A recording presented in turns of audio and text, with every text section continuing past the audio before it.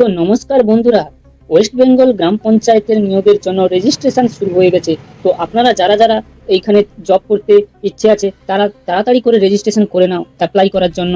এখনকার রাজ্যের যে গ্রাম পঞ্চায়েতের মন্ত্রী হয়েছে দিলীপ ঘোষবাবু, তিনি ঘোষণা করেছেন আগে যে 11,000 পদ ছিল সেটা বাড়িয়ে এখন 11,500 শূন্য পদ করে দেওয়া হয়েছে।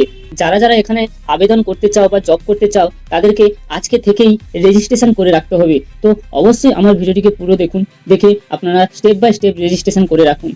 এবং আপনাদেরকে আরেকটা কথা বলে রাখি, এখানে অষ্টম শ্রেণী পাস করলেই আপনারা এখানে কাজ করতে পারবেন। ন্যূনতম অষ্টম শ্রেণী পাস, তারপর মাধ্যমিক, উচ্চ মাধ্যমিক, বিভিন্ন পোস্টে আপনারা আবেদন করতে পারবেন। তো চলো এরপরে স্টেপ বাই স্টেপ আপনারা কিভাবে রেজিস্ট্রেশন করবে সেটা দেখিয়ে দিচ্ছি। তো আমার চ্যানেলে যদি নতুন এসে থাকেন তাহলে চ্যানেলটিকে প্রথমে একটি সাবস্ক্রাইব করে বেল আইকনটি অন করে দেবেন। তো চলো ভিডিওটা শুরু করা যাক। তো প্রথমে আপনারা সবাই এই wbprms.in এই পোর্টালে চলে আসবে। তো এই ওয়েবসাইটটিতে আসার পর এই আইকনটিতে টাচ করবেন। এই আইকনটিতে টাচ করার পর নিচে দেখতে পাবেন দুটো অপশন শো করবে, এক ক্যান্ডিডেট লগইন, দুই রেজিস্টার নাও। এই রেজিস্টার নাও এই অপশনটিতে আপনারা টাচ করবেন। তো এই অপশনটিতে টাচ করার সঙ্গে সঙ্গে এখানে আপনি পপ আপ ওপেন হয়ে যাবে। তো এই পপ আপে ইম্পর্টেন্ট ইনস্ট্রাকশন দেওয়া আছে, এটা পড়ে নেবেন। এটাতে কি লেখা আছে যে আপনার ইমেল আইডি, আপনার মোবাইল, আপনার first name, middle name, last name, date of birth, gender, এই সবগুলি আপনি একবার ফিল আপ করার পরে চেঞ্জ করতে পারবেন না। তো তাই আপনি প্রথমে যে ফিল আপ করবেন সেটা খুব দেখে শুনে সঠিকভাবে আপনারা ফিল আপ করবেন, কারণ একবার সাবমিট করে দিলে আপনি আর চেঞ্জ করতে পারবেন না। তো এইটা দেখে নেওয়ার পর আপনি এই ক্লোজ অপশনটিতে টিপে দেবেন। তো ক্লোজ অপশনটিতে টিপে দিলে এরকম একটি ফর্ম দিয়ে দেবে। তো এই ফর্মটিকে আপনাদেরকে ফিল আপ করতে হবে। তো এখানে প্রথমে কি লেখা আছে, মোবাইল নাম্বার, আপনি আপনার পার্মানেন্ট মোবাইল নাম্বারটি এখানে বসিয়ে দেবেন। তারপর ইমেল আইডি, আপনি এখানে আপনার পার্মানেন্ট ইমেল আইডিটি বসিয়ে দেবেন। ফার্স্ট নেম দিতে বলছে, আপনি আপনার এখানে জাস্ট ফার্স্ট নেমটি দেবেন। তারপর নিচে আপনার মিডিল নেমটি দেবেন। এখানে আপনার যদি মিডিল নেম না থাকে তাহলে কোনো দেওয়ার দরকার নেই। তারপর নিচে আপনি দেবেন আপনার লাস্ট নেম, এরপর ডেট অফ বার্থ বসিয়ে দেবেন আপনি এখানে। তারপর আপনার জেন্ডার বসিয়ে দেবেন। তারপর একটু নিচের দিকে স্ক্রল করে এসে আপনি এখানে পাসওয়ার্ড আর কনফার্ম পাসওয়ার্ড এই দুটো অপশন দেখতে পাবেন। এখানে আপনি আপনার নিজের মতন করে একটি পাসওয়ার্ড বসিয়ে দেবেন এবং ওই সেম পাসওয়ার্ডটি আপনি এখানে কনফার্ম পাসওয়ার্ডে বসিয়ে দেবেন।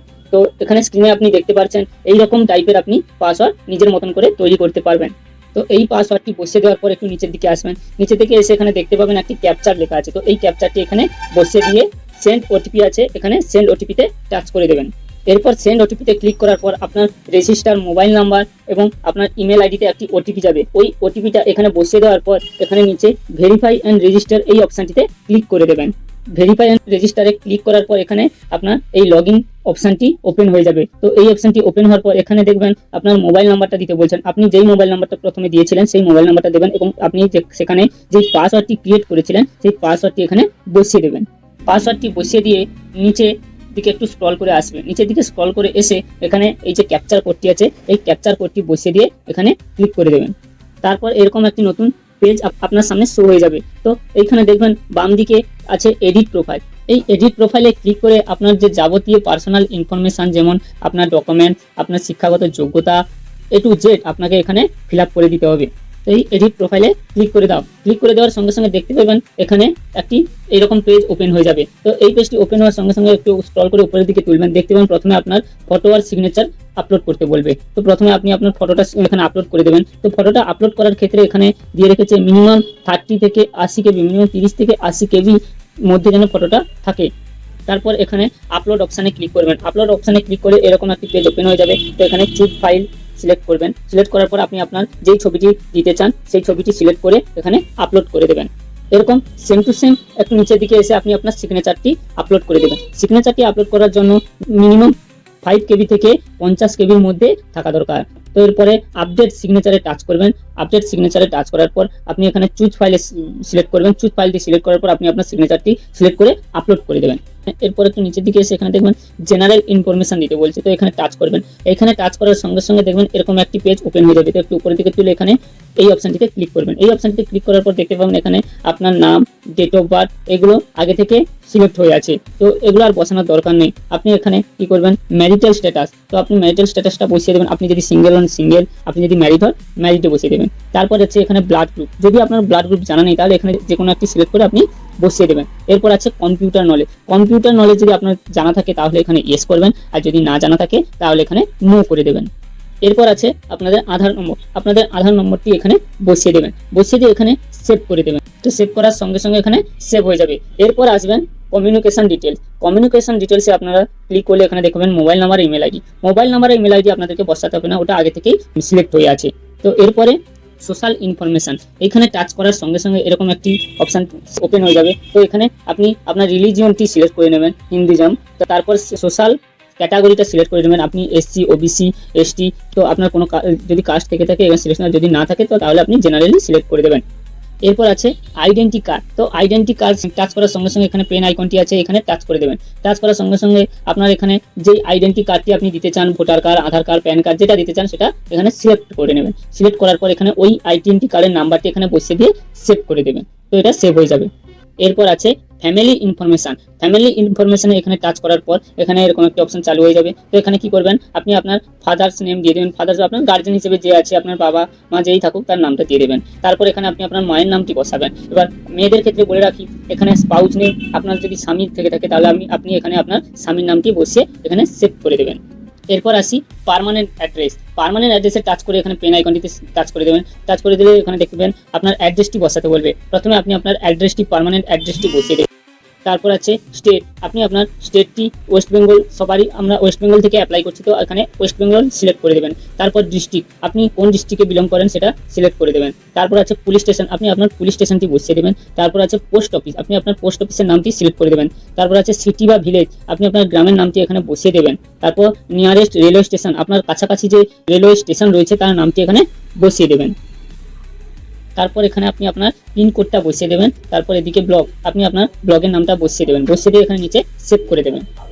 এরপরে আসি কমিউনিকেশন অ্যাড্রেস। তো কমিউনিকেশন অ্যাড্রেসে টাচ করে এখানে পেন আইকনে টাচ করে দেবেন। টাচ করে দিলে এরকম একটি অপশন শো করবে। তো এখানে প্রথমেই আপনি দেখতে পাবেন একটি অপশন রয়েছে সেম অ্যাজ পার্মানেন্ট অ্যাড্রেস, মানে আপনার কি পার্মানেন্ট অ্যাড্রেস আর কমিউনিকেশন অ্যাড্রেস সেম? তাহলে যদি সেম হয়ে থাকে এখানে টিক চিহ্ন, টিক মার্ক করে সেভ করে দেবেন। সেভ করে দিলে অটোমেটিকলি এটা সেভ হয়ে যাবে।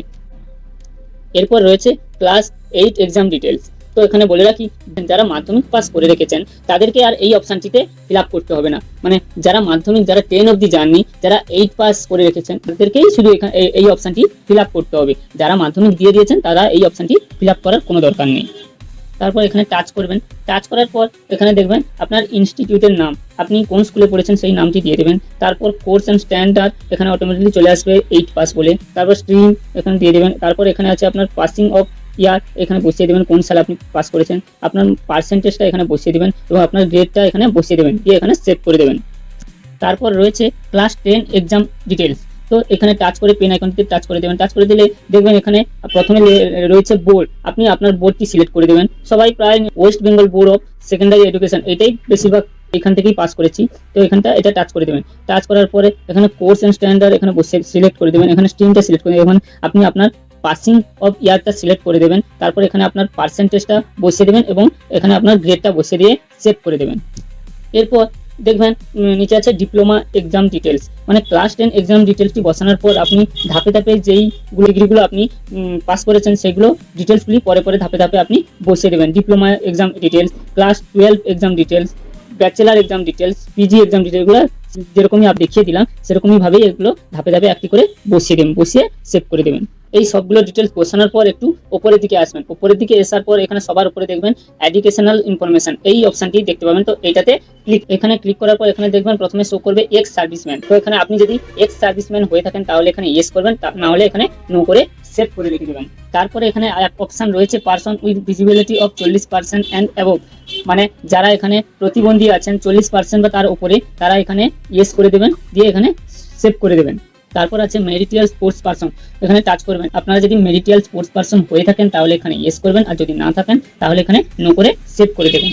এরপর আছে ল্যাঙ্গুয়েজ নোন ডিটেলস, আপনি কোন কোন ভাষাগুলি জানেন সেগুলো এখানে সিলেক্ট করতে হবে। এখানে অনেকগুলি ভাষা রয়েছে। তো প্রথমে রয়েছে বেঙ্গলি। তো আপনি যদি বাংলা ভাষা জানেন তাহলে সাইডে এখানে দেখবেন অ্যাকশন বলে অপশনটি রয়েছে, তো এখানে টাচ করবেন। এখানে টাচ করার পর আপনি এখানে বেঙ্গলিটা সিলেক্ট করে এখানে আপনি যদি বেঙ্গলিতে কথা বলতে পারেন তাহলে এখানে স্পিকে ইয়েস লিখবেন। আপনি যদি বেঙ্গলিতে লিখতে পারেন তাহলে এখানে রাইটে ইয়েস সিলেক্ট করবেন। আপনি যদি বেঙ্গলি পড়তে পারেন তাহলে এখানে আপনি ইয়েস করবেন, ইয়েস করে এখানে সেভ করে দেবেন।